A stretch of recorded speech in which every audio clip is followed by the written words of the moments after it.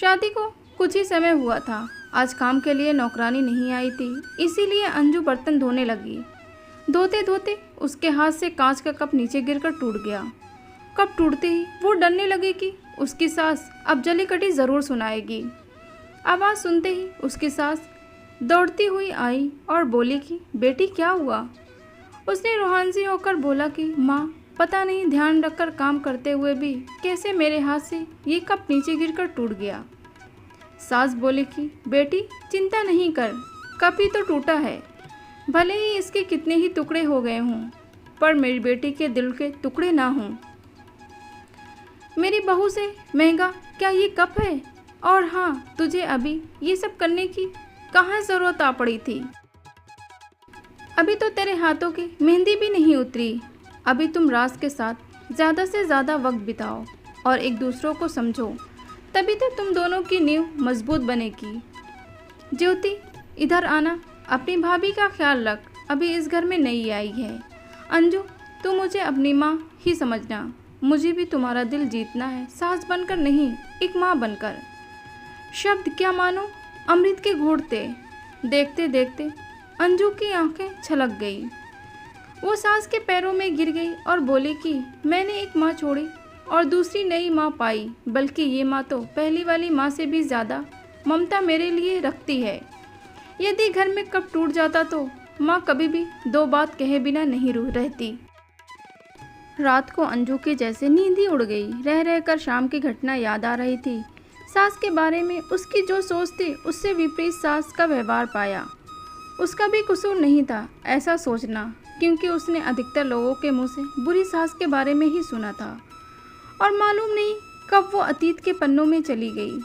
उसे याद आया कि कुछ साल पहले इकलौते भैया की नई नई शादी हुई थी।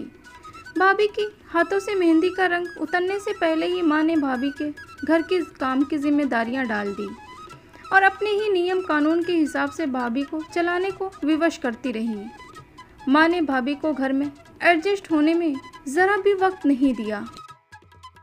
भैया भाभी को बाहर ले जाते तो माँ का मुंह फूल जाता। वो बोलती रहती कि हर समय भाभी को साथ ले जाने की कहाँ ज़रूरत है।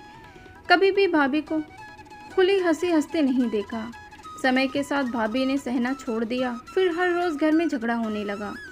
एक दिन भाभी के हाथ से कांच का गिलास नीचे गिर कर टूट गया। माँ चिल्लाने लगी कि कितना कीमती गिलास फोड़ दिया, रोज़ रोज़ इतना माल खाती हो, उसकी शक्ति कहाँ गई। अपने मायके में गिलास फोड़ा होता तो मालूम चलता, कोई भी काम ठीक से नहीं होता, ना जाने कहाँ ध्यान रहता है। भाभी भी कड़क कर बोली कि हाँ, मैं तो बैठी बैठी खाती हूँ और आपने खुद को देखा है, आप तो बस खड़ी खड़ी फ्री में ही खाती हैं। जब से आई हूँ तब से रोज़ दो चार जली कटी ना सुना दो तब तक आपको चैन नहीं पड़ेगा। कभी मेरी माँ को तो कभी मेरे बाप को, हमेशा मेरे मायके वालों को कोसती रहती हो। दोनों तरफ से तीर बरस कर एक दूसरे को छलनी कर रहे थे। घर के अलावा उसने और भी जगह सास बहू के झगड़े सुनते सुनते डर सी गई थी और शादी से कतराने लगी। पर माँ बाप के कारण शादी करनी पड़ी और एक अनजान भय को लेकर ससुराल आई। पर आज की घटना से उसकी सोच ही बदल गई कि सब सास या बहू में ऐसा नहीं होता है। नींद न आने की वजह से उसने सोचा चलो थोड़ी देर माँ से बात कर लूँ। माँ ने इतनी रात को उसको फ़ोन करते हुए देखकर बोला कि अंजू, सब ठीक तो है ना, कुछ हुआ तो नहीं, तेरी तबीयत तो ठीक है ना, कहीं जमाई राजा या सात नन से तो झगड़ा नहीं हो गया। वो बोली नहीं माँ, ऐसा कुछ नहीं है। मालूम है माँ, आज मेरे हाथों से कप नीचे गिर कर टूट गया। तभी सास आ गई और आगे बोलती उसके पहले ही माँ ने बोलना शुरू कर दिया कि बेटा, फिर तेरी सास के चिल्लाने पर तूने अच्छा सा जवाब दे दिया ना।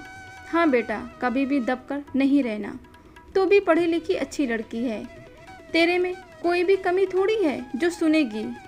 तभी बात को काटते हुए तेज़ आवाज़ में अंजू बोली कि माँ अब बस करो, मैं अपनी दूसरी माँ के खिलाफ कुछ भी नहीं सुन सकती।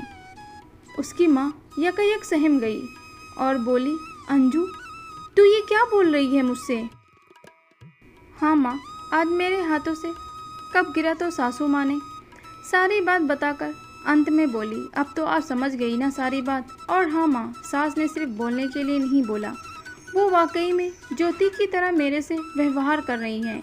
माँ एक बात कहूँ, आप बुरा तो नहीं मानोगी ना? हाँ बोल बेटा। माँ, काश आप भी मेरी नई माँ की तरह भाभी के साथ व्यवहार करती तो शायद भैया भाभी अलग घर में नहीं होते।